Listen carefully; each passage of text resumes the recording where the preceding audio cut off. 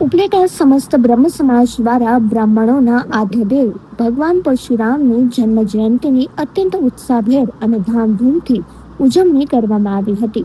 આ મંગલમય પ્રસંગે સ્થાનિક ધારાસભ્ય મહેન્દ્ર પાડલિયા સહિત વિવિધ ક્ષેત્રના અગ્રણીઓ ખાસ ઉપસ્થિત રહ્યા હતા।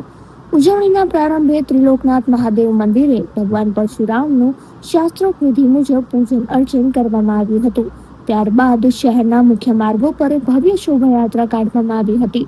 આ શોભાયાત્રામાં બ્રહ્મ સમાજના ભાઈ બહેનો પરંપરાગત લાલ અને પીળા વસ્ત્રોમાં સજ્જ થઈને જોડાયા હતા।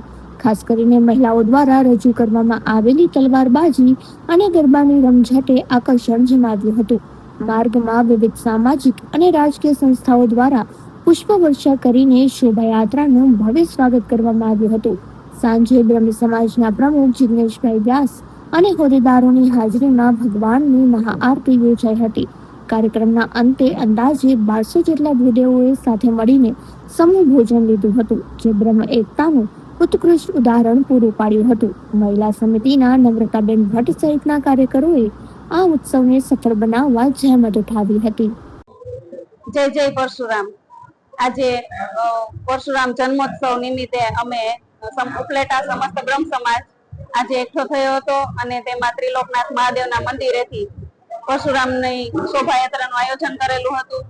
ઉપલેટા શહેરના વિવિધ માર્ગો ઉપર શોભાયાત્રાનું ફરી અને અમે સમસ્ત બ્રહ્મ સમાજે પાછા ભેગા થયા હતા અને તેમાં સમૂહ ભોજન કરેલું હતું, જેના દાતા છે જિજ્ઞાબેન વ્યાસ તરફથી। અને આ દંપતી એવું છે કે હર વખતે સેવા આપે છે અને કોઈ પણ બાળકોનું હોય કે ગમે તે વ્યક્તિનું હોય તો આ વ્યક્તિ ખડે પગે ઉભા હોય છે। મહાદેવ હર જય પરશુરામ।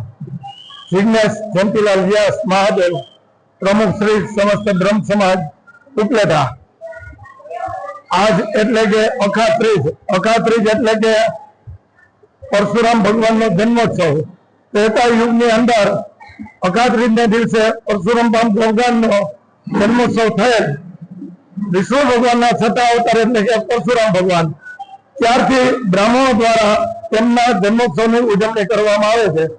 એવી જ રીતે ઉપલેટા બ્રહ્મ સમાજ દ્વારા આજે વર્ષોથી પરશુરામ જન્મોત્સવનું આયોજન કરવામાં આવે છે।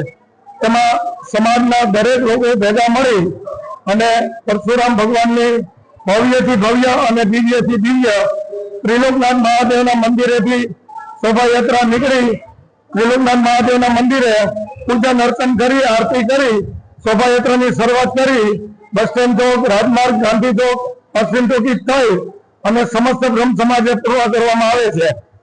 સમાજના દરેક લોકો દર વર્ષે સમૂહ ભોજનનું પણ અહીંયા આપણે આયોજન કરીએ છીએ। ગામના પ્રતિષ્ઠિત આગેવાનોને પણ અહીંયા આપણે પ્રસાદ માટે આમંત્રણ આપીએ છીએ અને પરશુરામ દાદાના વંશજો તરીકે આજે બ્રાહ્મણો આજે અમે ગૌરવથી કહી શકીએ કે ભવ્યથી ભવ્ય અને દિવ્યથી દિવ્ય શોભાયાત્રા અને સમૂહ ભોજનનું આયોજન અમારા તરફથી કરવામાં આવે છે। દર વર્ષની જેમ આ વર્ષે પણ અમોને આ સંપૂર્ણ મહોત્સવનો લાભ પડ્યો હતો। જય પરશુરામ મહાદેવ।